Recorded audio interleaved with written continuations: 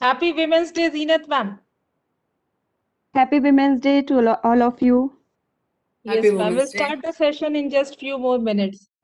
Okay.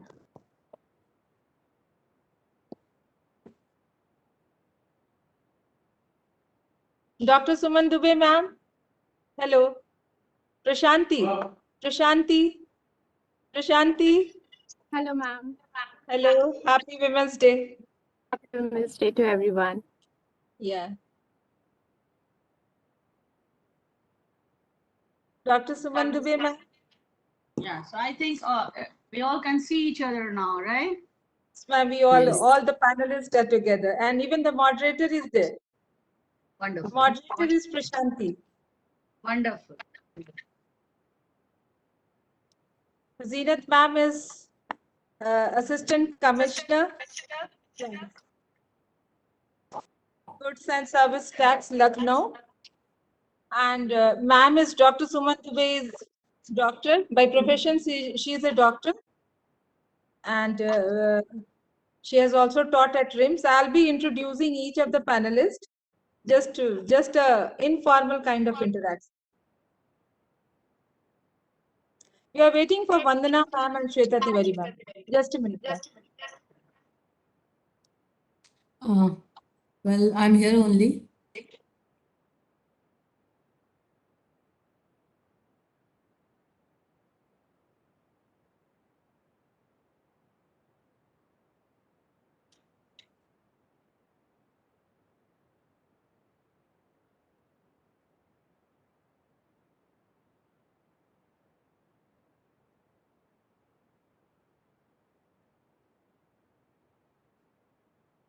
Hello, Shweta Tiwari ma'am. Hello. Hello. Hi. Hi.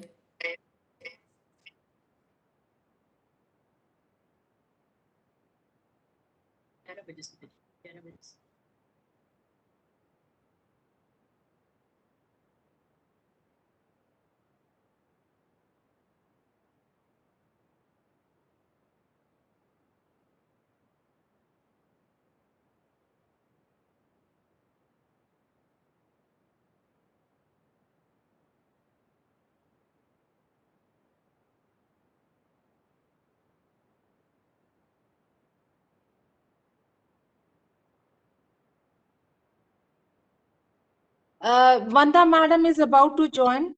Only for 2-3 minutes more. That's it. That's it.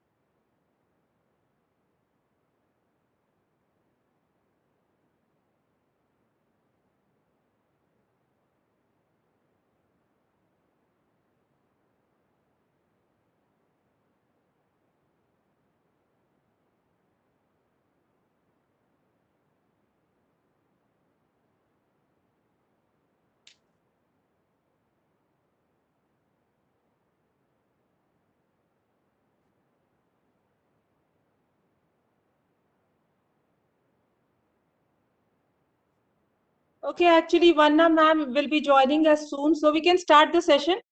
Mhm. Hello. Sure. Yeah, we can start the session. Sure. Yeah, sure. Good morning to one and all. I would like to thank all the esteemed panelists for investing your valuable time with us. I, Rashmi, Assistant Professor, Jharkhand Rai University, Ranchi, welcome all the dignitaries and participants for the panel discussion today on International Women's Day. The topic of the panel discussion is Gender Equality Today for a Sustainable Tomorrow. The broad theme of this event is to spread the message of gender equality and work together in making a better society where there is no gender bias. International Women's Day is a global day celebrating the social, economic, cultural, and political achievements of women. The Women's Day has been celebrated for all over a century, with the first one in 1911. It is simply impossible to achieve a sustainable tomorrow by excluding women and girls who comprise half of the population of the entire country. Making of a resilient tomorrow rests on including and mainstreaming gender equality as well as gender equity. It rests on empowering women and girls. It rests on breaking the gender stereotypes and taboos. It rests on creating and nurturing a gender just society, which is why Jharkhand Rai University is celebrating womanhood on this beautiful, important day. Let's together become the change which we want to bring. Let's together break the past and celebrate this day. Let's together deliberate on issues which needs to be deliberated. So today we have esteemed panelists to discuss on the theme Gender Equality Today for a Sustainable Tomorrow. I welcome Madam Zeenat Parveen, Assistant Commissioner, Goods and Service Tax, Lucknow. Ma'am is UGC NET qualified in sociology and PhD from National Institute of Health and Family Welfare, New Delhi. Ma'am was assistant professor at Kota Degree College, Kota in the year 2013-14 and also at Pratapgarh Degree College, Rajasthan in the year 2012 and 13. We also have with us Advocate Vandana Singh, Jharkhand High Court, Senior Standing Counsel, State of Jharkhand. Ma'am holds PhD in Law from National University of Study and Research in Law, Ranchi. Ma'am has a rich professional experience of 19 years before the Honorable High Court of Jharkhand and has rendered her service in cases related to constitutional law, service and administrative law and many more. She has worked as faculty in Judicial Academy, Ranchi. Ma'am has also presented and published papers in national and international journals of repute. Now, we also have with us one of the most eminent and well-known personality, Dr. Suman Dubey, ma'am. Namaste, ma'am. Ma'am is MBBS and MD and postgraduate diploma in clinical cosmetology, hospital management, and obesity management.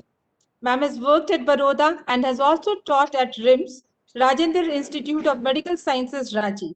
Ma'am is presently director at Health Screen, a complete medical center in Ranchi, and is also serving Ma Foundations, Hemophilia Federation, Lions Club International, National Medicos Organization, and many more medical and social bodies. We also have with us Madam Shweta Tiwari, Creative Head, Saransh Broadway's Media Production House. She has been working in electronic media for last 17 years. She has worked as news anchor, program producer, and host for several TV channels. She has been a lecturer in mass communication. She is a skilled event host and has conducted seminars, educational and cultural events. Ma'am is well-known voice-over artist. Ma'am has won several awards and accolades. She is also active in the field of writing poetry, and her recently published book, Adretiya, has been receiving great reviews from readers. Now, it is my pleasure to welcome most active, young, dynamic, and energetic social and women rights activist, Madam Prashanti. She is trustee, Gender Alliance. Madam Prashanti, we would like to see you. Yes. Prashanti is a gender and social development professional with an expertise in gender vulnerabilities, evidence generation, and policy advocacy. Prashanti is internationally acknowledged women rights activist. She has been an expert invitee speaker at 64th Convention of United Nations Commission on Status of Women on Impediments to Gender Equality in Sustainable Development Goals, New York 2020. She has represented India at Global Forum in London, Geneva, and South Africa on ending impunity in sexual crimes against women. She was instrumental in conceiving, designing, and executing technology-based solutions for gender equality, popularly recognized as Bandhan Tod, which was reported in 72 countries. Her work was recognized by Melinda Gates in her book, The Moment of Left. Her international advocacy and exemplary work on ending impunity against sexual crimes has been recognized by Rasta Vara, a renowned and prolific speaker in her book, The Lords of Impunity, published in the year 2022. I, on behalf of Jharkhand Rai University, welcome all our eminent and esteemed panelists. Welcome you all. Thank you so much. With such a plethora of successful women from diverse fields, we hope the deliberation and discussion on the set theme to be fruitful and insightful. I now hand over the session to Prasanthi to take over the session further as a moderator. Over to you, Prashanti. Thank you, ma'am. Thank you so much for this beautiful introduction of all of us. And thank you for all the panelists for being a part of this important event. एक दिन आज़ादी के नाम हम celebrate कर रहे हैं on the eve of International Women's Day, which ideally should be celebrated every day by every girl and by every woman in every walk of life. I wish जो भी deliberations हो, जितने भी participants हैं, जितने भी youth and students जो हमारे साथ join किए हैं, इस message को ले जा सके, not just girls but also boys and men, that we need to celebrate this day not just as a day but as a part of our life. We need to celebrate the way we want to live. हम उस आज़ादी को जी सके हर रोज. The way we need to we want the freedom to talk the way we want to talk. We want the freedom to walk the way we want to walk without being judged. We want the freedom to laugh the way we want to laugh and smile. We want to, we want the freedom the way we want to dance and sing. We want to work, we want to have the freedom to work the way we want to work and in the profession which we want to work and how we want to earn. So I hope all these freedoms we are able to celebrate, not just one day on this eve, but every day. I hope we all are able to reclaim our spaces publicly as well as within the household. जो space हमें दिया गया है उसे हम reclaim कर सके. I hope we are able to reclaim our identity. I hope we are able to reclaim our dignity. I hope we are able to reclaim our self-respect. उसके लिए हमें ज़रूरत है कि हम आगे आए and we choose to challenge जो gendered biases हैं, जो gendered stereotypings हैं. We have to speak about it and we have to learn to challenge those publicly, in the public space as well as within the domestic space. So let's choose to challenge. Let's choose to break the bias which stereotype us. Let's choose to unshackle the chains which shackle us. Let's choose to break the silence that silences us. So thank you, Jharkhand Rai University, for organizing such an important event on such an important day and for recognizing all the women who, चाहे वो एक school में गांव में पढ़ा रही हो, चाहे वो एक आंगनवाड़ी वर्क क्यों नहीं हो, चाहे यहाँ पे बैठे लोग क्यों ना हो. Thank you for celebrating this day on behalf of all women. With this and by not wasting the time, I'll straight away request Zeenat ma'am with for you to start the entire discussion. We would also want you कि आप एक बार अगर share कर सके, because the entire theme is on choosing to break the bias. आप एक leadership position में बैठी हैं ma'am, and you have always held a leadership position. How difficult was it to break the bias of the society? And what message do you want to give to the women who are hearing you today? सबसे पहले सभी को नमस्कार मेरा, और अंतर्राष्ट्रीय महिला दिवस की आप सबको शुभकामनाएं।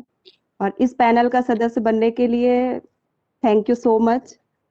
आज आपने मुझे इस मंच में एक मौका दिया है अपनी बात कहने का, अपनी उस एक्सपीरियंस को शेयर करने का जो मैंने अपनी लाइफ में या यहाँ तक पहुँचने के लिए जो जर्नी की है उसको ब्रेक करने का, बायसनेस को ब्रेक करने का, स्टीरियोटाइप्स को ब्रेक करने का। तो मैं इस बात को स्टार्ट करने से पहले एक इम्पॉर्टेंट बात है जो आप सबको कहना चाहती हूँ कि इंसान की 3 आवश्यकताएं जिसके बारे में आपको पता है, रोटी, कपड़ा, मकान। लेकिन मैं एक चौथी आवश्यकता की भी बात करना चाहती हूँ। चौथी आवश्यकता जो सबसे इम्पोर्टेंट है, वो शायद आप लोगों को भी पता होगा, महत्व की आवश्यकता। यानी इस महत्व की आवश्यकता को अगर हमने नहीं इम्पोर्टेंस दी तो हमारी लाइफ पूरी तरह से हेल है। आज हम महत्व की आवश्यकता के बारे में बात करेंगे। जब बच्चा पैदा होता है और जब वो धीरे धीरे सारे विकास के सारे प्रोसीजर से गुजरता हुआ लास्ट स्टेज में पहुंचता है, तो उस स्टेज में भी एक महत्व की आवश्यकता होती है।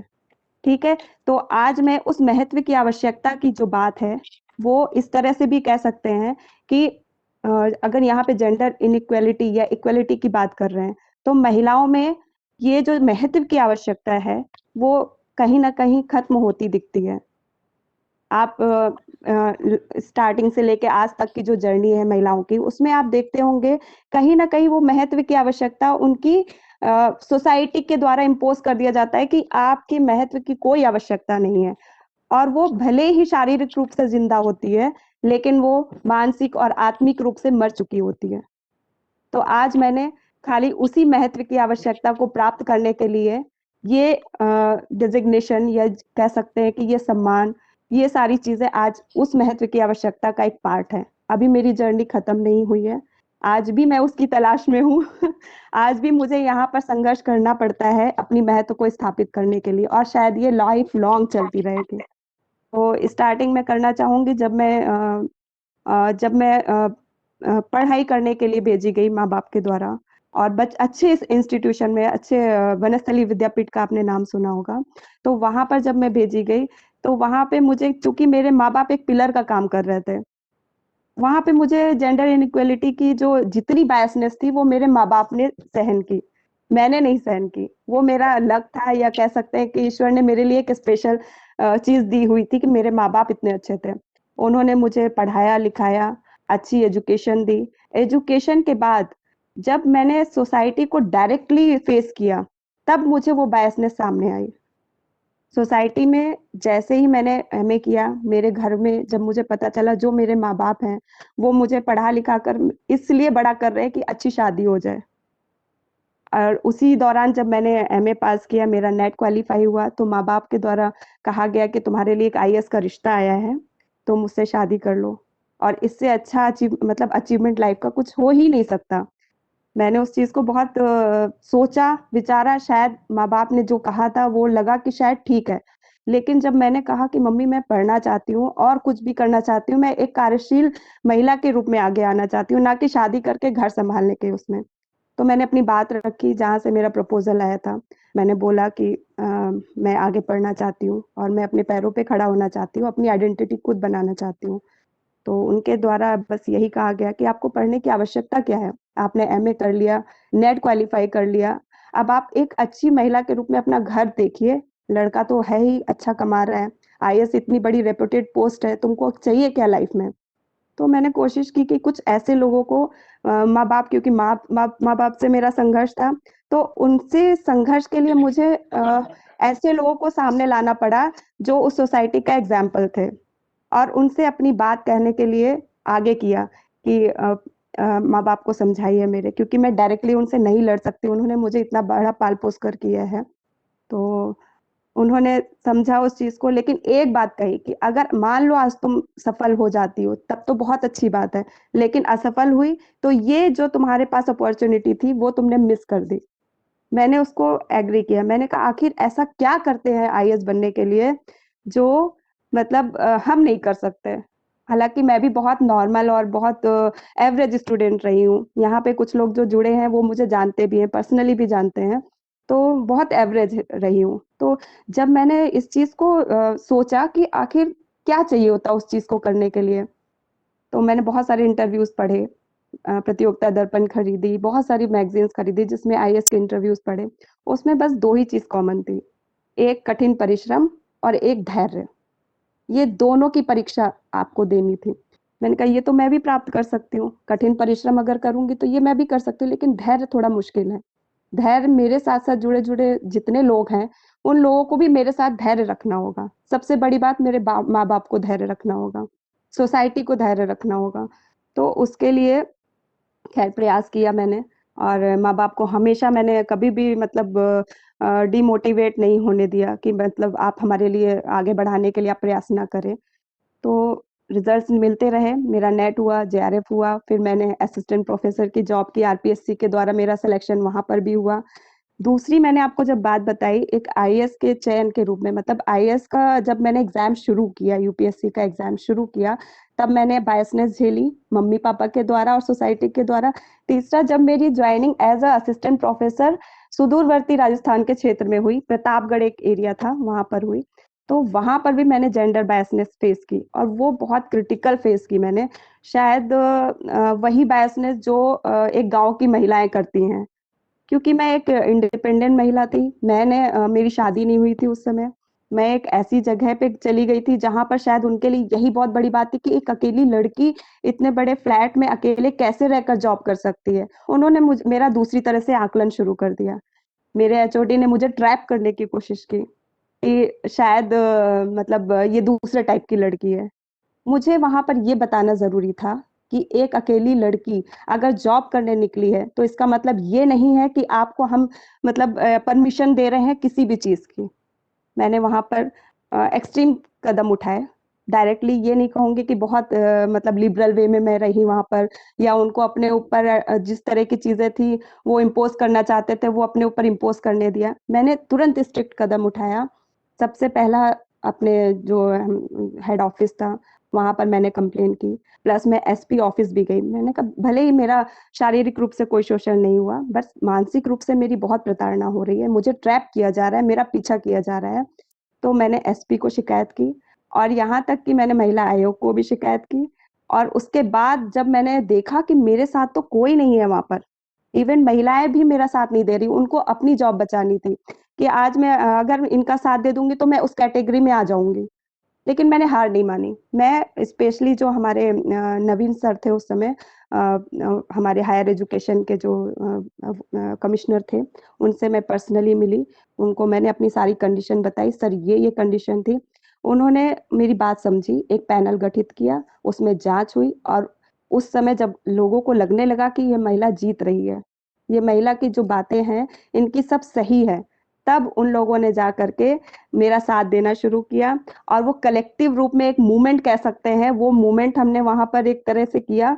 और उस कॉलेज से उस व्यक्ति का हमने जो 20 सालों से वहां पर डटा हुआ था और लोगों का शोषण कर रहा था, उसको सुदूरवर्ती क्षेत्र में बांसवाड़ा में या ऐसी जगह पे भेजा गया।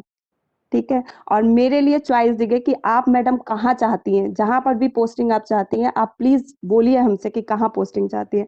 मेरे लिए कोटा बेटर जगह थी, मैंने कोटा का ऑप्शन दिया, वहां सीट नहीं वैकेंट थी, मेरे लिए वो सीट खाली करवाई गई और मुझे वहां भेजा गया।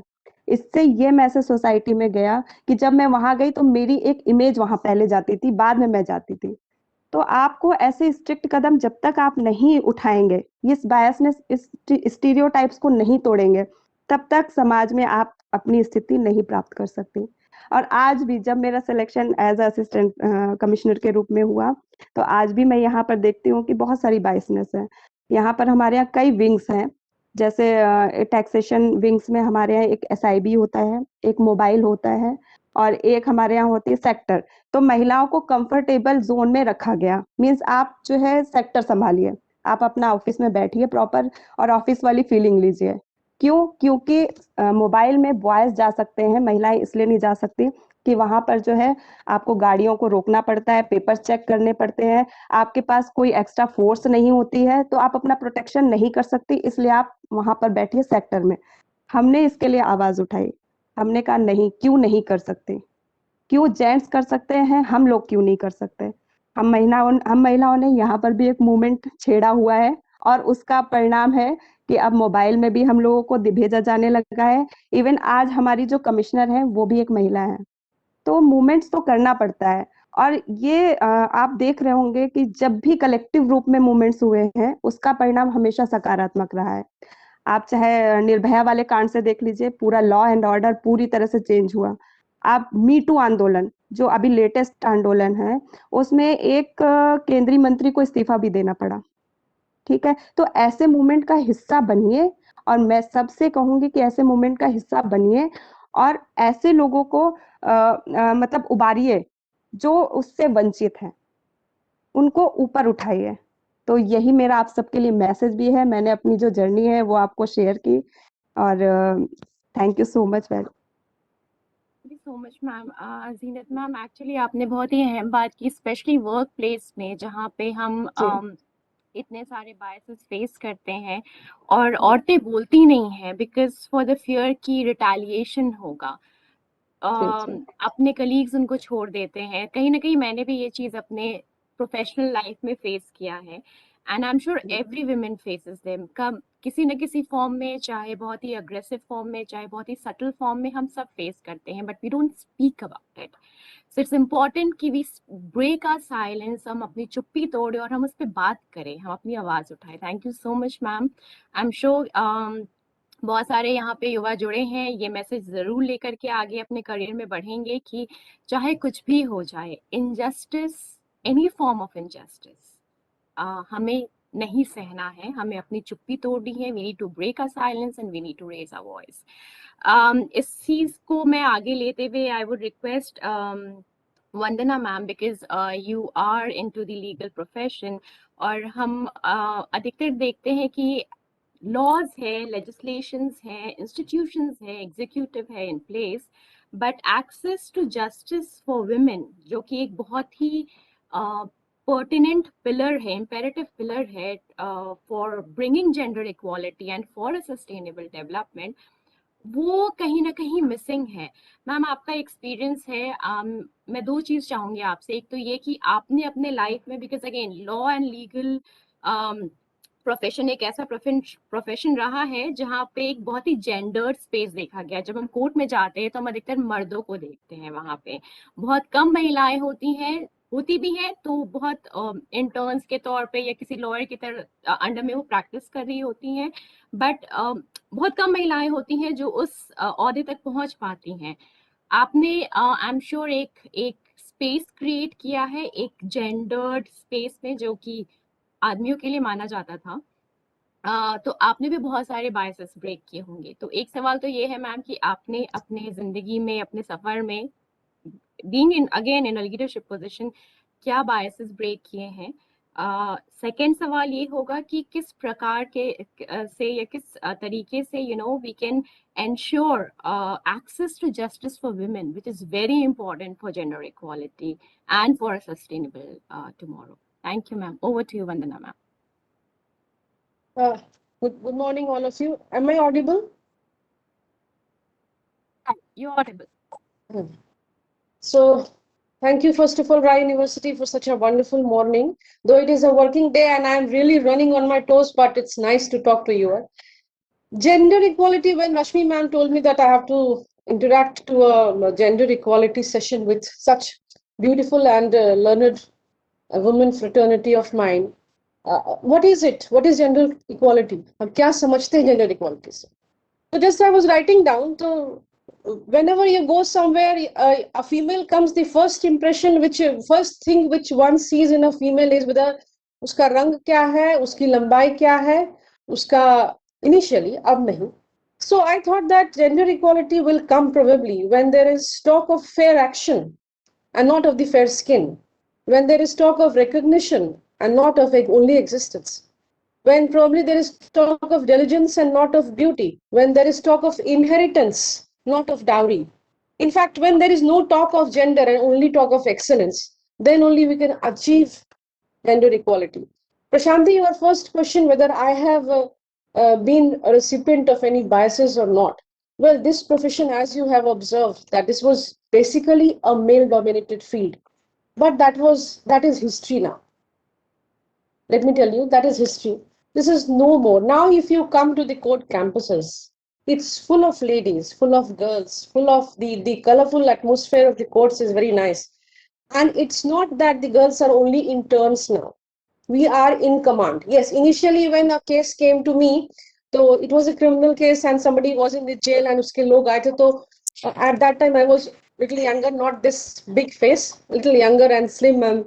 So they thought that how this girl is going to manage my case. वो बोले एक तो ये महिला है, पता नहीं बोल पाएगी, नहीं बोल पाएगी, क्या होगा हमारे केस का, हमारा आदमी तो अंदर ही रह जाएगा. That expression I did receive, but that was an expression which soon found its way to the gate. And when I am here now after 20 years, and a name which everyone knows, and the biases are now gone. These things have changed. Second question is how access to justice, whether women have been able to make it to the courtrooms so far as the forms of justice is concerned. Then Prashanti, the Supreme Court and the High Courts and the civil courts. The most important aspect of judicial fraternity today, the organization is to take care of the justice related to women. I'll just name 3 to 4 judgments which will clarify from where we have walked to which place. You remember, I don't know whether you remember or not, there was a case of Nargis Mirza. She was an air hostess in the Air India. Now see the condition, if you marry, if you're above 35, if you are going to bear a child, you're off from your duty. That was the condition of the state-owned civil aviation company. Such a condition. The motherhood aspect was being treated as you go out of the profession. The Supreme Court said nothing doing, you cannot do this. You cannot force women not to marry, not to bear children, not to reach the age of 35 for getting your job. That is not done. Then you have the case of Lata Singh's case, if you remember, the right to live with a person, live-in relationship case. The court said that if an adult girl wants to live with a man, you cannot force her to not to do that. Then Vishakha's case, all of us know that. Vishakha case, the Vishakha guidelines, this Bhavri Devi was a woman from Rajasthan and she protested against child marriage. Vishakha guidelines led to the formation of the sexual workplace में sexual assault अगर होता है, sexual exploitation होता है, leading to that act. So judiciary has always been proactive. There was one case of B. Muthamma in which the Indian Foreign Services, it was a regulation in the Indian Foreign Services that whenever a woman employee wants to marry, she has to take consent from her organization. The court said that what kind of this consent is this? This is again Article 14. This is against Article 14. Then the latest case in 2000, the IT Act case, if you remember, from the newspaper, this is State of Tamil Nadu versus Suhas Kutty. It is a very relevant case for today's younger generation. If somebody is posting something derogatory on the Facebook, or somebody is harassing you with the aid of information technology, that person can be punished, and this has been treated against the womanhood. These judgments are there. Then the Shabrimala case, of course, a beautiful judgment by the Supreme Court, in which the Supreme Court went on to discuss that if a woman is menstruating, that is not a reason enough. I'll keep aside the religious beliefs, but so far as the equality concept that was discussed there, that if a woman is menstruating, that cannot be a reason to keep her away from her religious practices. So this was a decision. This is a recent decision, of course. which is a very welcome decision, where the apex court is discussing about these aspects of womanhood, and it in open forum, and a decision is there which has affected the, we do not go, it is our personal choice, but the rights have been acknowledged, that these are the rights which a woman has.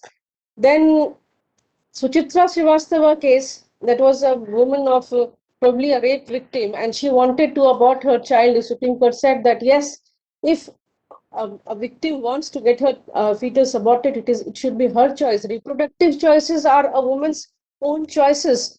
These are all Supreme Court's decisions which have recognized that the women-oriented rights have been acknowledged by the Honorable Supreme Court.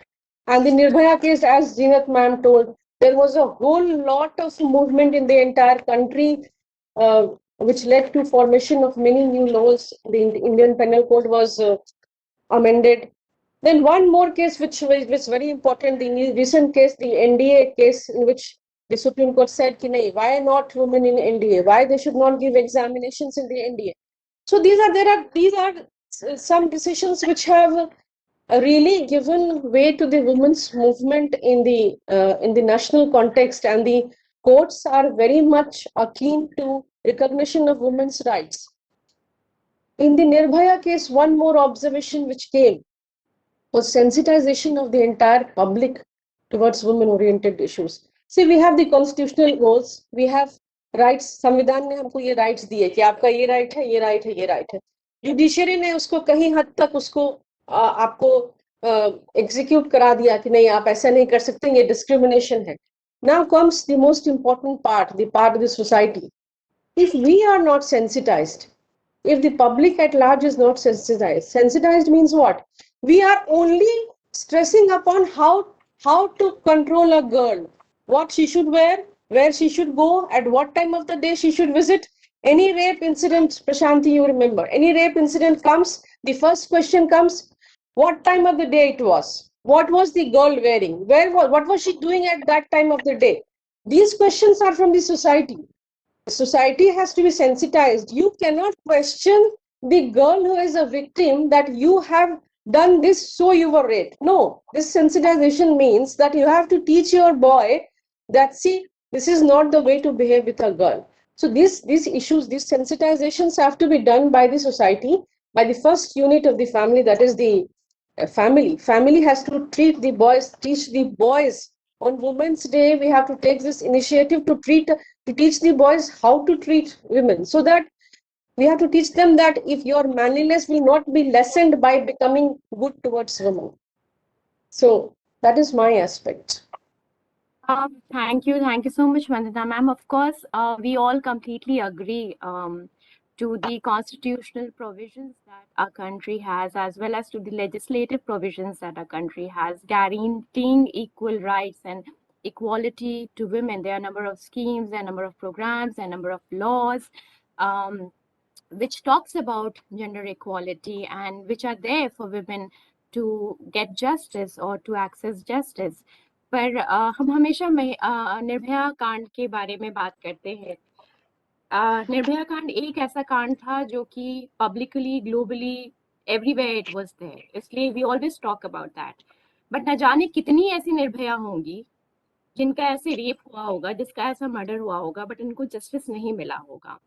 There are a number of reasons to it. Victim blaming, आपने बिल्कुल rightly point out किया वंदना ma'am. Victim blaming is a problem, of course. And it's not just a problem from the point of society, but also from the police point of view. A number of women come to us for justice. हम उन्हें facilitate करते हैं. पहला सवाल होता है police का भी कि आप वहाँ पे अकेले क्या कर रही थी. सोसाइटी का भी वही सवाल होता है, पुलिस का भी वही सवाल होता है. तो somewhere the entire things need to change. And अगर हम डेटा की भी बात करें तो अगर सिर्फ झारखंड की बात करें तो झारखंड एक ऐसा राज्य है जो कि चौथे नंबर पे आता है जहाँ पे highest prevalence of child marriages, it's as high as 32%. But जब हम एनसीआरबी का डेटा देखते हैं, reporting of such crimes, it's just 66, जहाँ पे 22 लाख 25 लाख लड़कियों को before they are able to celebrate the 18th birthday एक बंधन में बांध दिया जा रहा है और उसकी रिपोर्टिंग केवल 66 है इन द एंटायर स्टेट। जब हम स्टॉकिंग की बात करते हैं, जो आप, मैं, यहाँ पे बैठे सब लोग कहीं ना कहीं किसी न किसी फॉर्म में फेस करते हैं, चाहे वो घूरने के फॉर्म में हो, चाहे वो पीछे करने के फॉर्म में हो, चाहे मैसेजेस के फॉर्म। स्टॉकिंग की बात करते हैं, n number of, we all face it. I mean, I face it every day in my life, and I'm sure यहाँ पे जितनी यूथ मौजूद होगी, जितनी महिलाएं मौजूद है, आप खुद मैम, हर कोई हम लोग फेस करते होंगे। But when we see about the reporting, I mean, it's just 0.3%. The rate is just 0.3%. एक वैसे क्राइम का रेट जो कि हर महिला हर रोज हर जिंदगी में जीती है और महसूस करती है और फेस करती है। So somewhere, of course, there's a need, completely agreed, to change the social thing, but also at the same time work on sensitizing the institutions as well कि आप किस तरीके से प्रो महिला चीजों को देख सकते हैं, सेंसिटिवली देख सकते हैं और महिलाओं को मदद कर सकते हैं। लॉज बहुत इंपॉर्टेंट रोल प्ले करता है, and we all have those laws in place. It's just कि इम्प्लीमेंटेशन पे शायद हमें थोड़ा वर्क करने की जरूरत है। And from there I take on to next speaker, because हम सब ने अभी बात की कि victim blaming, stereotyping, Vandana ma'am ने भी बात करी अभी कि मेन को भी एक स्टीरियोटाइप जेंडर्ड रोल में देखा जाता है। तो उससे मेरा अगला सवाल श्वेता मैम आपके लिए है। How do you first, of course, again जब मैं ये बोलती हूँ कि लॉ एक ऐसा प्रोफेशन रहा है जहाँ पे मेन डोमिनेट करते हैं, कहीं ना कहीं मीडिया भी एक ऐसा प्रोफेशन रहा था। आज भी अगर मीडिया में औरतें हैं तो बहुत, I am from a media background, I have done my mass communication from Jamia Millia Islam, I work there in Delhi for like 2 years and then I moved to development sector, so I faced it and I lived it. वहाँ पे भी बहुत biases होते हैं, बहुत, it's not very easy for women to survive there. There are n number of issues. So how do you did you ever face any such bias in your life which you would want, क्योंकि बहुत सारे युवा हमसे आज जुड़े और सुन रहे हैं, so that they are able to raise the voice on that, आपने उस biases को कैसे overcome किया? And my second question is कि media एक बहुत important platform है in portraying men and women in certain roles or in breaking those stereotypes. कई बार मीडिया उस रोल को रीइंफोर्स करता है, कई बार मीडिया उस रोल को ब्रेक करता है, चाहे वो हम अपने एडवर्टीजमेंट्स में देखें, चाहे हम सीरियल्स में देखें, चाहे हम न्यूज़ में देखें। So how do you think कि किस तरीके से media can actually accelerate gender equality for a sustainable development, because that's a very important pillar and it's actually the fourth pillar of democracy. Over to you, ma'am. Yeah, first of all, thank you so much for inviting me. Happy Women's Day, everyone.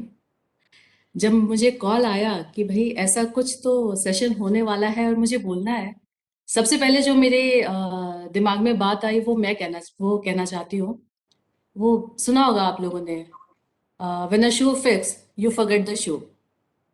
हम घर से निकलते हैं, हम एक shoes पहनते हैं और अगर हमें वो कंफर्टेबल लगता है, अगर वो हमारे साइज का होता है तो हमें अच्छा लगता है, बड़ा होता है तो वो बार बार निकलता रहता है, हमें दिक्कत होती है, और छोटा होता है तो वो काटता है और हम कॉटन लगा करके एडजस्ट करने की कोशिश करते हैं।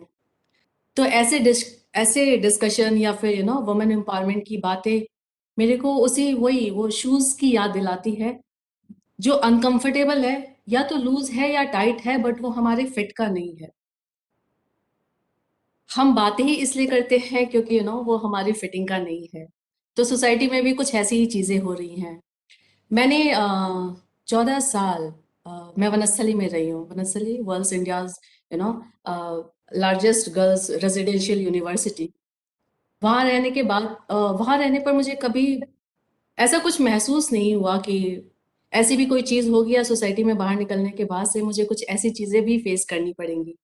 हाँ, एक चीज़, हम 9 भाई बहन हैं, हमारे कज़न वगैरह मिला करके, और हम 8 लड़कियां हैं, एक भाई है, और हम उसे बचपन से छेड़ते थे, तुझे मुफ्त का प्यार मिला हुआ है। समझ में नहीं आता था कि हम उसे ऐसा क्यों बोलते हैं, क्योंकि आज भी फैमिलीज में होता है कि लड़का लड़का लड़का। तो जब वो पैदा हुआ और इतनी मेहनत करते थे, बट स्टिल सारे ब्राउनी पॉइंट्स वो लेकर के जाता था, तो हमसे ऐसे ही मजे में छेड़ देते थे कि भाई तेरे मजे हैं, है ना, तेरे मजे हैं, तू लड़का है, इसके लिए तो तेरे को वैसे ही सब प्यार करते हैं। बड़ी हुई, वनस्थली से बाहर आई। वनस्थली में मैंने संस्कृत से एमए किया, और बाहर आने के बाद से मैंने मास कम्युनिकेशन में एमए किया, क्योंकि लिखने बोलने में शुरू से इंटरेस्ट था। जब मीडिया लाइन में गई, अच्छा बातें क्या फैमिली से ही स्टार्ट होती हैं। सबके रिएक्शंस ऐसे थे, मीडिया में जाओगी, आज तक कोई नहीं गया। मैंने कहा मतलब वो मीडिया सुन करके क्या आता है दिमाग में, उस समय भी इतना क्लियर नहीं था। खैर फैमिली को कैसे भी कन्विंस किया, और जब मैं मीडिया में गई, 14 साल मैं गर्ल्स यूनिवर्सिटी में रही हूँ, उसके बाद मैं वहां से बाहर निकल करके मीडिया जैसी एकदम एक ओपन बाजार जिसे कहते हैं, मैं उसमें जा रही हूँ। फर्स्ट 2-3 दिन का एक्सपीरियंस बहुत अजीब सा गया, लगा कि ये लाइन मेरे लिए है ही नहीं, भागो यहाँ से, निकलो यहाँ से। सो मेरी एक कोलीग थी, वो 3-4 साल से काम कर रही थी, एंड शी सेड देखो देख तिवारी, थोड़ा सा तो बेशर्म बनना पड़ेगा। मैं जानती हूँ कि वो उस टाइम पर मुझे कहना चाहती थी कि थोड़ा वोकल बनना पड़ेगा, लेकिन दिमाग में हम लड़कियों ने वोकल होने की डेफिनेशन को ही बेशर्म टैग दे रखा है ना। बोलने का मतलब है बेशर्मी। अगर आपने कहीं स्टैंड ले लिया या कहीं कर लिया, होता क्या है कि बचपन से फैमिली से, रिलेटिव से, सोसाइटी से जो इन्फॉर्मेशन हमारे दिमाग में डाल दी जाती है, हम उसी को मानने लगते हैं। और सबसे मुश्किल होता है वो जो बचपन से जमा की हुई इन्फॉर्मेशन हमारे दिमाग में है, उसको तोड़ करके आगे बढ़ना। सो या मीडिया में मुझे भी वैसी दिक्कतें हुई, लेकिन फिर मैं सो कॉल्ड बेशर्म बन गई मैं वोकल बन गई। मुझे पता था कि दो ही चीजें हो सकती हैं, या तो काम रहेगा या काम नहीं रहेगा, तीसरा कोई ऑप्शन ही नहीं है। तो बेहतर कि जो मन में है, जो चीज आपको समझ में आ रही है, आप बोल दो हाँ आपको समझ में आ रही है। नहीं समझ में आ रही है तो आप कह दो कि नहीं समझ में आ रही है। वो एक बुक है, अगर आप में से किसी ने पढ़ी हो, don't say yes when you want to say no. और हम इसको समझने के लिए तैयार ही नहीं होते हैं, हम खोने से डरते हैं। और मैं ये नहीं कहती कि हर किसी को नीता अंबानी या कुछ ऐसा बिग शॉट बनना चाहिए। कम से कम आप तो बनिए। और मेरे को बाहर जाकर के किसी डेफिनेशन को या किसी ऐसी चीज को सर्च करने की जरूरत ही नहीं है, जरूरत ही नहीं है। मैं मेरी मेट को देखती हूँ, वो कैश में पैसे लेती है, मैं बोलती हूँ कि बैंक में क्यों नहीं डलवाती हो, एंड शी इज लाइक इनका है। अरे इनका है तो तुम्हारा क्यों नहीं है। मैं वो देश दुनिया की बातों में जाऊंगी ही नहीं कि इंडिया की इकोनॉमी 2030 तक इतनी हो जाएगी अगर ये गर्ल्स आगे आ गई या फिर इक्वालिटी पे उनको रखा गया। मैंने बोला ना कि जब मुझे छोटी छोटी चीजें समझ में नहीं आती तो मैं देश दुनिया की बातें कहाँ ही समझूंगी। तो मुझे ये नहीं समझ में आता है, मुझे घर में नहीं समझ में आता, मुझे सोसाइटी में नहीं समझ में आता, मुझे मेरे वर्किंग प्लेस पे नहीं समझ में आता है। और ये डिफरेंस है। एक छोटी सी कहानी है, इंटरेस्टिंग है, सुनाती हूँ। एक साधु बाबा थे, एक नदी के पानी को ना वो डेली छूते थे, और एक बंदा उनको रोज देखता था कि वो सेम पानी को क्या छूते रहते हैं। वो गया उनके पास और उसने बोला कि बाबा आप रोज उसी पानी को छूते हो, तो क्यों छूते हो।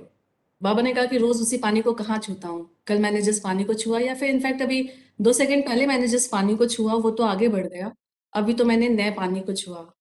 हम में से कितने लोग हैं जो इस चीज को महसूस कर पाते हैं कि हमारे अंदर हर पल कुछ ना कुछ बदल रहा है।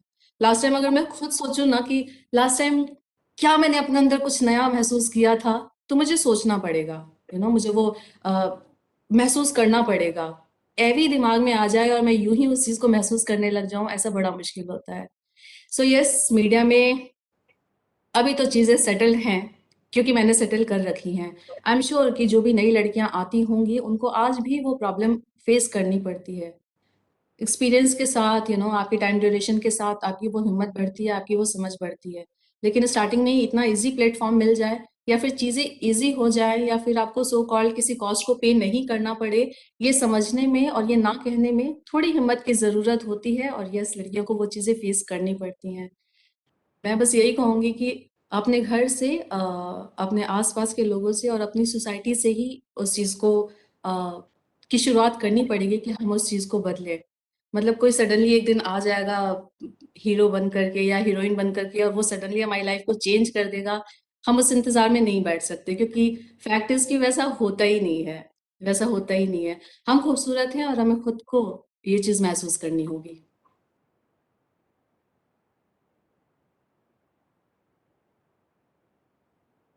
Thank you, ma'am. Thank you so much. हम ये भी थोड़ा आपसे because again this is your line. So how important role a media can play in actually breaking the stereotypes? चाहे वो creating an alternate vision of masculinity हो, which is very much needed.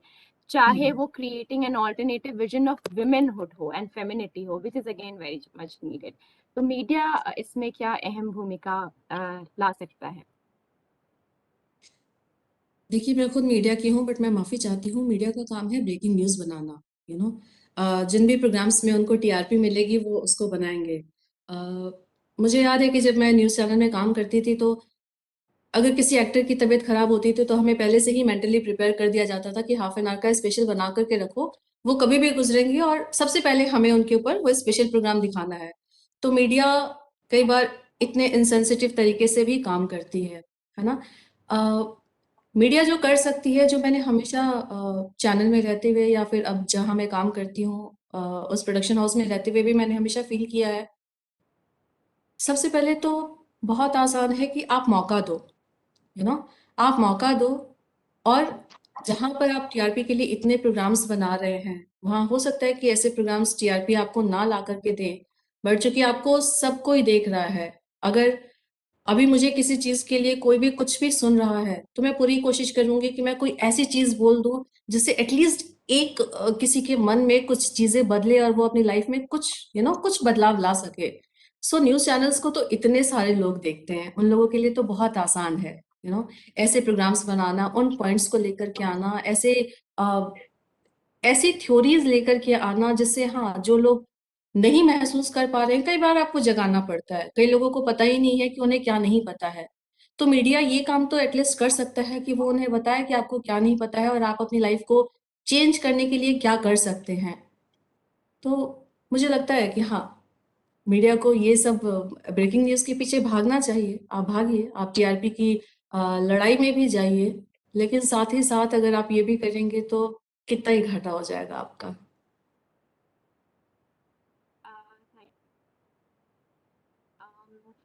I move to our next speaker, Mrs. Suman, Dr. Suman Dubey. Ma'am first I would want to know कि आपने अपने ज़िंदगी में, हम सब जानना चाहेंगे आपसे कि आपने अपने ज़िंदगी में किस प्रकार के बायसेस ब्रेक किए हैं, how did you challenge it and why did you choose to challenge it. Second मेरा सवाल आपसे ये है कि access to health, specially reproductive and sexual health, एक मेजर चैलेंज रहा है फॉर एटलीस्ट विमेन, और कहीं ना कहीं हम जब बेहतर हेल्थ और न्यूट्रिशन आउटकम्स की बात करते हैं, हम सिर्फ ये देखते हैं कि औरतों का हेल्थ स्वास्थ्य बेहतर हो जाए, न्यूट्रिशन बेहतर हो जाए। हर प्रोग्राम में आप यूएन को ले लो, आप यूनिसेफ को ले लो, आप WHO को ले लो, आप वर्ल्ड बैंक को ले लो, सब कहते हैं कि हेल्थ आउटकम्स इम्प्रूव करें, न्यूट्रिशन आउटकम्स इम्प्रूव करें। And somehow because I've worked with these organizations, I've always felt that they work in isolation.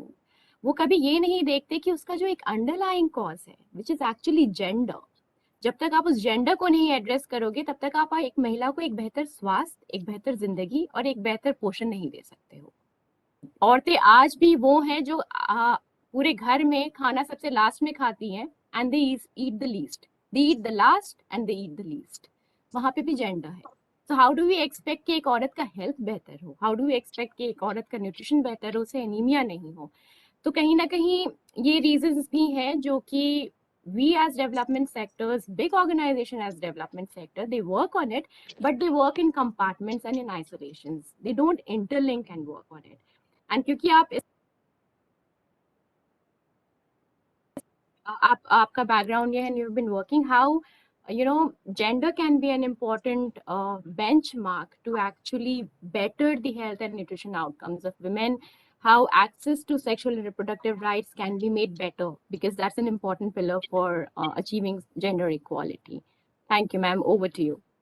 Thank you so much. और आप मुझे सुन पा रही हैं Prashanti, loud and clear? Okay. पहली बात, ये बहुत ही लंबा चौड़ा सवाल है, ये सवाल बहुत दमदार है और विस्तृत है। सो इसको धीरे धीरे थोड़ा सा हैंडल करेंगे। 11:01 हो रहा है, और छुटपन से ही जब भी कोई बोलने आता है, कोई वक्ता, तो सुनने वालों के दिमाग में दो बातें रहती हैं। एक तो ये काम की बात करे, और दूसरा कि ये कम बोले।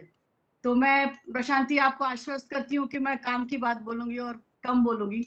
और प्रणाम मेरे से पहले जिन्होंने मैं अपनी बातें कही, Zeenat ma'am, Vandana ma'am and Shweta, बहुत अच्छी बातें, बहुत उम्दा बातें। And love to you Prashanti and Rashmi, इस प्रोग्राम को इतने अच्छे से आप लोग चला रहे हैं, इतना सुंदर संचालन एंड बहुत सहज, बहुत सुंदर। मेरा जी कर रहा है कि मैं वहां आकर ऑफलाइन बैठती और बात करती यूनिवर्सिटी स्टूडेंट्स के साथ, तो मेरा मन एकदम, मतलब मन ऐसा कर रहा है कि वहां कैसे पहुंच जाऊं। तो Yes, ma'am. ऑनलाइन का ये एडवांटेज होता है कि मैं अपने चेम्बर में हूँ और आपके साथ हूँ, लेकिन ये डिसएडवांटेज होता है कि एक इंटरेक्शन का जो लेवल मुझे चाहिए होता है जब भी मैं बात करती हूँ, वो मुझे नहीं मिल पाता है। अपनी तरफ की बात हम कर देते हैं, फिर आपको जो पूछना होगा, आपके प्रश्न जो है वो मैं आमंत्रित कर लेती हूँ। तो टॉपिक मुझे बहुत ही अच्छा रश्मि ने बताया कि you have to talk about the medical aspects. जैसे घोड़े का अच्छा लगा देते हैं, तो आपको केवल डॉक्टर की बातें करनी है और बाकी बात मत करना, वहाँ वो लंबा चौड़ा प्रोग्राम है। तो ठीक है, तो कोशिश करते हैं कि हम वहां तक सीमित रहें, फिर जैसा होगा। कुछ तो अनुभूतियां होती हैं, जैसे इन्होंने अपना प्रश्न स्टार्ट किया था प्रशांति ने कि आपने क्या अनुभूत किया। बहुत कुछ, बचपन, जवानी, और अभी इसको प्रौढ़ावस्था बोलते हैं, 50 की लगभग मैं हूँ। लग रही हूँ? नहीं लग रही? अच्छा ठीक है। तो अनुभूत किया है बहुत कुछ, तो थोड़ा थोड़ा शेयर करती हूँ। जब हम मेडिकल कॉलेज में जाते हैं तो छोटे छोटे बच्चे रहते हैं, 3rd ईयर 2nd ईयर में ड्यूटी लग जाती है लेबर रूम में। तो जैसे जिसका भी बेटा होगा तो वो बोलेगा बेटा हो गया, अब अगला जो हो कोई बात नहीं। तो ये मैंने ऐसा नहीं कि कोई गरीब गुरबों में या बहुत इकोनॉमिकली डिप्राइव्ड या ऐसे लोगों में देखा। तो हम भी उस समय छोटे रहते हैं, एडोलेसेंट, 19 बरस तक है, समझिए हम 20 बरस के रहते होंगे। तो मन बहुत कौनता था शुरू शुरू में। जो 2nd ईयरियंस होते हैं, 1st year in medical school के, वो बहुत समझाते हैं लोगों को कि आपने ऐसा क्यों बोला, ये बोला, वो बोला। फिर धीरे धीरे क्या होता है, समय के साथ मेडिकल स्टूडेंट्स भी, जूनियर डॉक्टर्स, वो पकते जाते हैं। तो जब 3rd वाले की डिस्चार्ज समरी बनाते हैं, 3 बेटी या 4 बेटी, तो ऐसे पूछते हैं और कोशिश करिएगा, तो हाँ हाँ करिए। तो समाज में इस तरह से हम लोग ढलते ढलते ढल जाते हैं और फिर सिर्फ अपने बारे में सोचते हैं कि हम पूरे समाज को बदल नहीं सकते, यहीं तक मेरा दायरा, हम यहीं तक काम करते हैं, हम बनते जाते हैं। जब हम टिबेक्टोमी की सर्जरीज करते हैं, फैमिली प्लानिंग की, दूसरा बेटा हो गया, सब सर्जरी करा लेते हैं। आप देखिए कि दूसरी बेटी होने के बाद अगर आपने ओटी में सर्जरी करी हो, टिबेक्टोमी की सर्जरी करी हो, फैमिली प्लानिंग की करी हो, नहीं कराते। तो बहुत सारी चीजें जो हैं सो हम प्रत्यक्ष देखते हैं जीवन में, एकदम सामने दिखती हैं मेडिकल के प्रोफेशन में। बच्ची जैसे थोड़ी बड़ी होती है, खेलने कूदने लगती है, ठीक ठाक, जब एडोलसेंट में चली गई, आजकल जैसे हम लोग बच्चियों को देख रहे हैं, उनके पीरियड्स 10 साल में हो रहे हैं। हमारे जमाने में 15 साल में, 9वीं क्लास में, 8वीं क्लास में, आज 4 क्लास की बच्ची, 5 क्लास की बच्ची आती है हमारे पास, पीरियड्स हो जाते हैं, early periods. They need very good quality of nutrition, they need care, they need counseling, they need to know what's going around with them. उनको कुछ नहीं पता होता है, वाकई में नहीं पता होता है। छोटे घर के बच्चों को इसलिए नहीं पता होता है क्योंकि उसकी माँ को ज्ञान नहीं है, नानी दादी मासी किसी को ज्ञान नहीं है। बड़े घरों के बच्चों को इसलिए नहीं पता होता है क्योंकि वो मैदा और चीनी पे पलते हैं, वो पिज्जा और बर्गर खा के पलते हैं, उनके मम्मी पापा के पास में समय नहीं होता, वो बढ़िया बढ़िया आईफोन लेकर पड़े रहते हैं, तो उनको भी कुछ खास पता नहीं होता। जहां तक देखिए, अब जेंडर बायस्ड बोलिए, जो भी बोलिए, जब आगे ये बच्चे जाते हैं तो दोनों अपने अपने तरीके से स्मार्ट है। They are interacting with boys of their ages, interacting with men जो बड़े उम्र के हैं। काउंसलिंग का घोर अभाव है, सब जानते हैं, आप लोग भी जानते हैं, मैं भी जानती हूँ। तो कुछ बच्चे जो हैं वो they are smart enough to make friends, they are smart enough to sleep around, but they are not smart enough to take care of their bodies. तो हमारे पास पीसीओएस के केसेस भी खूब आते हैं, जो polycystic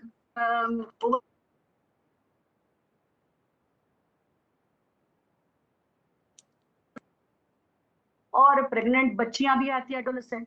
if you take this ostrich behaviour कि ऐसा नहीं होगा, तो इसका मतलब ये नहीं है कि सब कुछ खत्म नहीं हो जाता है, लेकिन ओनर्स ऑफ द प्रॉब्लम, यानी इस पूरे जो प्रकरण है, इसकी जिम्मेदारी किसके ऊपर आती है, तो जिम्मेदारी बच्चियों के ऊपर आती है, हमारे समाज के लड़कों के ऊपर नहीं आती है। इसके 2 कारण हैं। पहला तो ये है कि आसान है, शिफ्टिंग द ब्लेम या पुटिंग द ब्लेम। वीक थोड़ी हैं, स्वभावगत भी है, हम लोग अच्छी बच्चियां बनाना चाहते हैं, अच्छी सहज सरल बच्चियां बनाना चाहते हैं जो बात सुने। और दूसरा क्या है कि वाकई में ये मेडिकल का सच है कि ये पूरे कष्ट का दारोमदार, चाहे आप सोचिए पिल 72 खिलाइए या आप एबॉर्शन के लिए ये बच्चियां जाए, या डीएनसी के लिए जाएं तो शरीर इन बच्चियों का ही खराब होता है। ये बच्चियां ही वीक होती हैं, शरीर इनका ही खराब होता है। तो बचपन से आप ये बायोस्टिक लेके चल रहे हैं, जन्म से लेके चल रहे हैं। दूसरा, आप उनको एक्सरसाइज नहीं बता रहे हैं, फिटनेस नहीं बता रहे हैं, ठीक न्यूट्रिशन ठीक नहीं खिला रहे हैं। तीसरा कहाँ पहुंचे, अब दोनों जगह की ही बच्चियां हैं जो अर्ली मैरिजेस में जा रही हैं। ये एक नया ट्रेंड हम लोग देख रहे हैं। वेस्ट में तो ये बहुत कॉमन था, एडोलेसेंट मैरिजेस एंड आपकी एडोलेसेंट टीनेज प्रेगनेंसी। हमारे यहाँ ये सिर्फ काफी इंफीरियर या बहुत रूरल इस एरिया में था। अब हमें अर्बन एरियाज में अर्बन पेशेंट्स भी मिल रहे हैं जो टीनेज प्रेगनेंसीज हैं। सेफ सरेंडर का हमारे यहाँ कोई प्रोविजन नहीं है कि लोग सेफली बच्चे को सरेंडर कर दें, क्योंकि सामाजिक मान्यताएं इस तरह की हैं। करुणा निवेदिता आश्रम अपना एक होम चलता है, ऑर्फनेज तो नहीं, एक बच्चों का हंसता खेलता घर चलता है।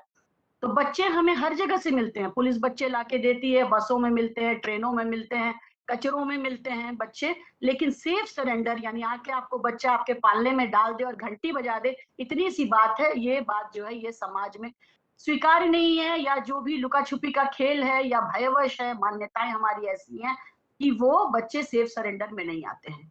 और इसी के साथ एक बहुत बड़ी बात है, जो बच्चे आते हैं करुणा में, हमारे ऑर्फनेज में ज्यादा से ज्यादा बच्चियां होती हैं। और कारा के थ्रू जो बच्चे आते हैं, यानी कि सेंट्रल गवर्नमेंट है जो अभी स्मृति ईरानी जी के हाथ में बहुत जोरदार मंत्रालय है उनका, सेंट्रल अडॉप्शन रेगुलेशन अथॉरिटी, उसमें ज्यादा से ज्यादा जो एप्लीकेशंस है या लोग क्या चाहते हैं, बेटा 2 बेटी है अब हम अडॉप्ट करेंगे। तो सामाजिक रूप से भी हम बहुत हम अडॉप्शन में जा रहे हैं, हम बड़े सोशल वर्कर हैं, बड़ा समाज का हित चाह रहे हैं, लेकिन हमें क्या चाहिए, बेटा। सो एकदम गोरा चिट्टा बेटा। जब आप स्टेट सिलेक्शन देखिएगा तो आप उसमें भी पकड़ लीजिएगा कि उनको कैसा बच्चा चाहिए। तो हर चीज जो है वो आप एक फ्रेम में फिट करना चाहते हैं अपना। जैसे एडवर्टीजमेंट में देखते हैं, सुंदर सुशील गोरी चिट्टी बहू, पढ़ी लिखी, नौकरी पेशा, है ना, सब कुछ उनको चाहिए होता है। तो ये एक अनरियलिस्टिक और अनडूएबल टारगेट है। अब हमें क्या सोचना है, अगर हम समस्याओं में कूदते रहेंगे तो ये बात कभी खत्म नहीं होगी, ये बात बरसों बरस चलेगी। तो आइडियली समस्या से समाधान में स्विच करना बहुत जरूरी है। Otherwise problems, you keep thinking about it, you keep meditating on it, discussing it, it leads you nowhere. आप थक जाते हैं, मेंटली थक जाते हैं, और जब दिमाग थक जाता है तो शरीर थक जाता है। एक चीज मैं हमेशा बोलती हूँ, न्यूरोप्लास्टिसिटी, दिमाग जैसा जैसा चलेगा ये शरीर ऐसा ऐसा चलेगा। कंप्यूटर इधर है, इधर मेरे पास में कुछ एप्लीकेशंस लोग लेके आते हैं मेडिकल बनवाने के लिए। एप्लीकेशन आई कि राज्य सरकार में 2 दिन इनको पीरियड्स की छुट्टी मिलती है, 2 दिन ये सैटरडे संडे जोड़ लेते हैं, एक आध छुट्टी जोड़ लेते हैं। भारत में बहुत छुट्टियां हैं, तो सब मिला जुला के 5 दिन की महीने में छुट्टी हो जाती है। मैंने उनको बोला कि हम बीएसएफ में इतने सालों तक बीएसएफ के साथ थे, हमारे यहाँ बीएसएफ की दुर्गा वाहिनी को देखो, जो हमारी सीमा प्रहरी हैं उनको देखो, 22-23 साल की लड़कियां हैं, इतना मोटा राइफल ले करके, और कैसे वो ड्यूटी करती हैं। उनके ब्रेन किस तरह से ट्यून्ड है कि वो छुट्टियां क्यों नहीं मांगती हैं। ये सही है कि वो फिजिकली आपसे बहुत ज्यादा फिट है, उन्होंने काफी ज्यादा वर्जिश करी है, ट्रेनिंग हुई है, लेकिन वो मानसिक रूप से आपसे कहीं ज्यादा फिट भी हैं। आज एक बड़ा सुंदर है दिन, आज का 8 मार्च का, और आज ये हमारी जो बच्चियां हैं सीमा भवानी सीमा प्रहरी की, मुझे लगता है 44 या 46 थी क्या में, ये बच्चियां आज रॉयल एनफील्ड लेकर के इंडिया गेट से निकल रही हैं, और सारे इंपॉर्टेंट सिटीज से हो करके निकलेंगी, ये कन्याकुमारी पहुंचेंगी। तो फिटनेस जो है, it has a lot to do with your neuroplasticity and with your brains. अपने अपने स्तर पर हम सब, हम में से हर एक, हमें आज यूनिवर्सिटी के जितने बच्चे सुन रहे हैं, हम में से हर एक, पूरे रास्ते की सड़क जो है उसको आप मढ़वा नहीं सकते, लेकिन अपने पाँव में जूते पहन सकते हैं। तो जहां जहां भी हैं, जो जो आपको लगता है कि ये प्रॉब्लम है, उसको थोड़ा सा सुधारने की कोशिश करें। और ये थोड़ा थोड़ा सुधरते सुधरते ही हमारा समाज, राज्य, राष्ट्र और वैश्विक रूप से इसमें एक मूलभूत सुधार आएगा, और आ रहा है। अच्छा, मैंने क्या झेला, ये भी एक प्रश्न आपका था, इसके जवाब में भी मैं बाद में आती हूँ। अभी जब भी एक डॉक्टर बात करता है तो कोविड को अब छोड़ नहीं सकता, कोई भी डॉक्टर विश्व का कहीं पर भी है, वो कोविड को छोड़ नहीं सकता। कोविड के समय में औरतों ने खूब झेला, इसको खूब झेला है। एक तो फ्रंट लेवल हेल्थ वर्कर आप थे, आप अपना सर, दिल, दिमाग सब कुछ उस सिचुएशन में लगाए हुए थे। जब आप वापस आते थे तो घर के जितने भी बूढ़े थे भारत में, सब बीमार पड़े हुए थे, आप उनकी सेवा शुश्रूषा कर रहे थे, अपने को इन्फेक्शन से बचा के घर ला रहे हैं, घर देखना है। बच्चों के स्कूल बंद हो गए due to school closures, all the kids were at home, so they were not pulling double duties, but they were pulling 1,000 duties, and those times were really, really tough first औरतों पे पड़ा, एक तो frontline worker थी, दूसरे पूरे world में सबसे ज्यादा ले ऑफ हुई औरतें। आज एम्प्लॉयमेंट में सबसे खराब जो स्थिति हो रही है पोस्ट कोविड, जो हम लोग देख रहे हैं, वुमेन फोर्स को इकोनॉमिकली काफी बड़ा लॉस हुआ है, फिजिकल लॉस, हेल्थ का लॉस ज्यादा हुआ, क्योंकि ऑलरेडी जो ग्रुप पेरीमेनोपॉजल था हमारा, ऑलरेडी जिनके हेल्थ के इश्यूज थे, उनके इश्यूज बहुत बहुत ज्यादा बढ़ गए। और जो वैक्सीनेशन ड्राइव्स में थी हमारी नर्सें और हमारी वैक्सीनेटर्स और हमारी anganwadi workers, you must have seen the videos where all they have not gone, what all they have not done. आज उनको में भी मुझे लगता है 44 या 45 लोगों को आज सम्मानित किया जाएगा, but it was really tough on them. Now we have Zeenat ma'am with us. I don't know madam हैं कि मैडम चले गए हैं, I am not sure. I is think ma'am she is there with back. Us? Hello Ma'am, she is with Zeenat us. Ma'am still with us? Yes, Yes, ma'am. is she there? Zinat ma'am is with us. Okay. Yes, ma'am. Okay तो एक बहुत अच्छा मुझे लगा कि Zeenat madam is from Lucknow, and Lucknow में there is a Sheroes hang out. She और hero को मिला के एक शब्द बना दो तो ऐसे शीरोज, शी हीरोज। तो वहां मैं गई थी, तो मैं एसिड अटैक विक्टिम्स के साथ में काम करती हूँ। तो लखनऊ में इन्होंने अपना एक रेस्टोरेंट बना के रखा है। तो मैं एक बात बताती हूँ, यहाँ पे जेंडर इनइक्वालिटी के बारे में बात हो रही है, लड़कियां कहाँ फंसती हैं। आप एक औरत के अंदर से औरत को नहीं निकाल सकते हैं। एक औरत को के अंदर से जिस तरह से आप उसका ममता, समर्पण, स्नेह, उसका मातृत्व का गुण, ये सब आप खींच के नहीं निकाल सकते। ये सब उसको प्रकृति से जो है उपलब्ध है, आप उसको हटा नहीं सकते। जैसे युद्ध में निष्ठुरता और हृदय में प्रेम, ये माँ भगवती के पास है, तो हम सब उनके अंश हैं, तो आप इससे नहीं निकाल सकते। युद्ध में निष्ठुरता और हृदय का प्रेम नहीं निकाल सकते, इसी तरह एक औरत के अंदर से उसकी सुंदरता को नहीं निकाल सकते। एसिड अटैक विक्टिम्स मैंने इतने देखे जिंदगी में, 25 साल में मुझे आज तक एक मेल एसिड अटैक विक्टिम नहीं मिला है। All of them are girls, adolescents, women, even प्रौढ़ औरतें। तो मैं एक बच्ची से मिली, and she was so pretty, and I asked her कि बेटे आप तो कहीं से नहीं लग रहे हो कि आप एसिड अटैक विक्टिम हो। and then she told me कि below waist उनको 3 to 4 liters of acid से they had burnt that girl. So her entire urinary bladder system and her rectal system and her uterus and everything was gone, and she had undergone maybe 50-55 surgeries. पैसों की बात अलग है, लेकिन ये तो क्षय इस तरह से जो चेहरे पे अटैक करते हैं, what they take away is not only her face but her entire life, and these things are really cruel and bad. दूसरी चीज, जैसे हम कैंसर के पेशेंट्स देखते हैं, तो कैंसर के पेशेंट्स में see you have liver cancers and blood cancers and bone cancers, all type of thing, but when we see breast cancer patients, it is not only carcinoma, it is taking away a lot from her body. So even if they go for reconstructive surgeries and unko apna female form वापस मिल जाता है, till they feel very empty, very bad, psychologically very drained. So we do micropigmentation surgeries for them, and we create the nipple areola creation हम लोग कर देते हैं, and आप believe नहीं करिएगा what joy and happiness it brings. So it is such a good idea to be a woman. मैं हमेशा बोलती हूँ, it is such a good idea to be a woman, and we all should feel very blessed from the universe कि हम women हैं। हम उस धरती पे हैं जहाँ मैत्रेय गार्गी हुई हैं, हम बहुत पावरफुल धरती पर हैं। हम उस धरती पर हैं जहाँ एक बच्चे का एडॉप्शन नहीं मानने के कारण झांसी की रानी ने ऐसा युद्ध किया था। कहानी तो वही थी, उन्होंने उसको मानना इनकार कर दिया कि ये बच्चा जो अडॉप्टेड है आपका अपना बच्चा नहीं। तो औरत का वो स्वरूप, और व्हाट फोकस, मैं हमेशा बोलती हूँ बच्चों के पास जब बात करने जाती हूँ, कॉलेज में, स्कूल में, यूनिवर्सिटीज में, कि focus only on what you want to create. आपको क्या क्रिएट करना है, आपको बस उसी पे फोकस करना। बाकी ये तो संसार ड्रामा, ये रंगमंच है, ये चलता रहेगा। ये तो आदि युग था, पहले भी औरतों ने अपनी पहचान बनाई, आज भी है और बाद में भी बनाएंगी। बीएसएफ से एक बात याद आती है, प्रशांति ने पूछा था कुछ ऐसा जो मुझे अनुभूत है। तो मेरे हस्बैंड बीएसएफ में थे, उन्होंने माउंट एवरेस्ट वगैरह स्केल किया, काफी हाई, बहुत वेल डेकोरेटेड सोल्जर ऑफिसर। सो 1 दशक से ज्यादा हो गया उनको खोए हुए। तो क्या होता है, औरतों की कोई ऐसी ट्रेनिंग नहीं होती है कि आपको इस सिचुएशन में क्या करना है, आपके पास कोई ट्रेनिंग नहीं होती है, आप बिल्कुल बेतैयार होते हैं जब इस तरह के जीवन में झंझावात आते हैं और इस तरह की प्रॉब्लम्स आती हैं।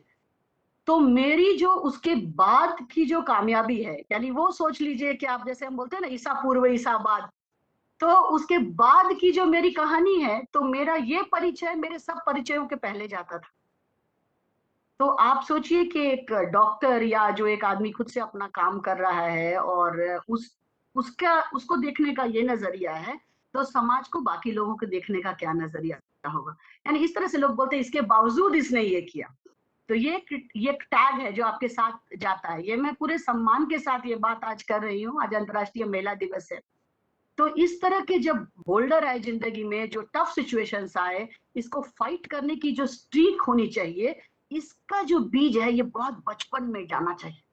तो हमारे साथ जो भी छोटी छोटी बच्चियां हैं अपने परिवार में हैं और समाज में, उनमें जरूर ये बात, ये स्ट्रीक डालिए कि बहुत जरूरी है कि 3 चीजों पे पूरे जीवन की धुरी नाचेगी तुम्हारी।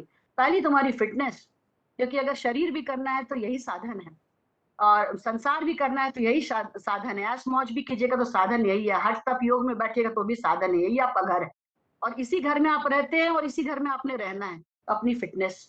दूसरी अपनी फैमिली, इसको आपको देखना होगा। आप कहीं भी रहें विश्व में, इसको आपको देखना होगा। और अगर यहाँ दुख है तो उस दुख को दूर करने का कोई उपाय भी नहीं है। आपने जिसको जन्म दिया और जिसने आपको जन्म दिया, इन दोनों के साथ अपने रिलेशंस, इस पे रोज काम करना होगा और इसको बहुत प्यार से रखना होगा। बहुत सारी महिलाओं को मैं जानती हूँ, बहुत काम करती हैं, बहुत सारे विषयों पे काम करती हैं, लेकिन चिराग तले अंधेरा वाली बात हो जाती है। तो अपने घर में जो बड़े बूढ़े हैं वो ओल्ड एज होम में न जाएं। अपने घर के जो बच्चे हैं वो गैजेट फ्रेंडली ना हो। छोटे छोटे नियम डाले जा सकते हैं कि ये डाइनिंग एरिया है, यहाँ फोन लेके नहीं बैठेंगे। बहुत छोटा नियम है। ये अपना घर है, चप्पल खोल के अंदर आना है। बचपन में 2 साल के बच्चे को बता देते हैं मंदिर में चप्पल पहन के नहीं जाना है, वो मरने दिन तक चप्पल पहन के मंदिर के अंदर नहीं जाएगा। तो बहुत छोटी उम्र में छोटी छोटी जो चीजें वो डाल सकते हैं। और तीसरी बात जो मैंने बहुत आशा की थी मैडम बोलेंगी, पर मैडम ने बहुत अच्छा बोला, ये कि फाइनेंस की जानकारी, ये पैसा क्या चीज होती है, क्योंकि ये जो है पैसा, ये लुब्रिकेशन, ये व्हील है जिसपे कलयुग घूम रहा है। तो इसकी जानकारी बच्चों को बहुत छोटे से दी जा सकती है। ये संभव है, ये किया जा सकता है। और अंतर्राष्ट्रीय महिला दिवस है, 11:18 और सब लोगों को बहुत सारे काम होंगे। कोई प्रश्न आएंगे तो मैं जरूर प्रश्न का जवाब दूंगी, बात करूंगी। कोविड में महिलाओं के बाल बहुत गिर गए, ज्यादा से ज्यादा मरीज अभी वही आ रहे हैं कि सारे बाल गिर रहे हैं। कोविड में बहुत दिक्कत हो रही है और कई सारे और भी एलर्जी के केसेस बढ़ रहे हैं बहुत सारे। तो आज on international women's day, I wish each one of you who is hearing me, love and joy, peace and harmony, health and happiness, and abundance of wealth. Thank you. Thank you, Prashanti. Thank you, Rashmi. Thank you, everyone. I'll be happy to answer any questions.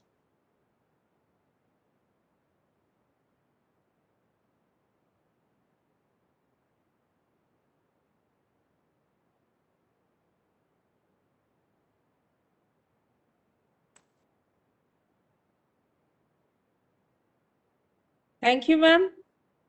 Thanks to all, ma'am. बहुत अच्छा deliberation, बहुत ही सुंदर deliberation from all the panelists. Zeenat ma'am का deliberation, उनका real life story. Suman Dubey, doctor Suman Dubey ma'am का जो जिन्होंने एक मैसेज दिया है, fitness, family and take care of your finance, that was really great ma'am. Shweta Tiwari ma'am ने अपने अनुभवों को शेयर किया एंड वंदना मैडम ने लीगल एस्पेक्ट को शेयर किया. It was a wonderful deliberation ma'am. Thanks to all the panelist for being with us. It actually give a deep insight for all of us.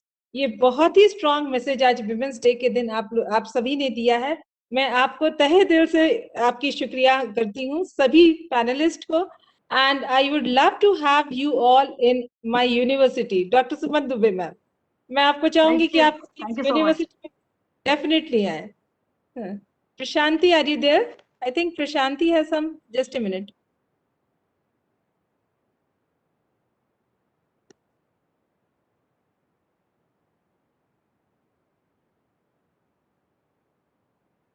Okay, I think Prashanti had some network issue and she has left the meeting. I think she's disconnected. Okay. Maybe, yeah. Thank you for joining us on this International Women's you. Day. Thanks to all. Thank you, Thank you ma'am. so much. Thank you. Thank you. Thank you. Thank you. Okay, the feedback link. There's a small announcement for the participant. The feedback link is shared in the chat box. Request all to kindly fill the feedback form. E-certificate will be given only after the submission of the feedback form. Students, feedback form share कर दिया गया है chat box में. Kindly आप लोग feedback form fill कर दें. Thank you, ma'am. Thank you so much. Thank you, ma'am. Thank you.